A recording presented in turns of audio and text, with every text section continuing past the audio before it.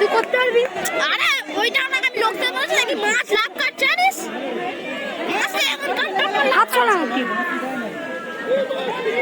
হ্যাঁ উনি লাস্ট হয়ে গেছে। আয়া ওই লোক কেন কেন কি হবে?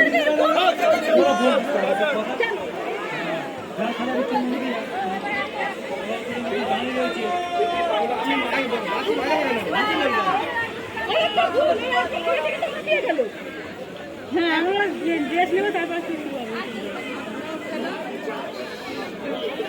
তো ওরা আসেনি কেন? সেই পাশে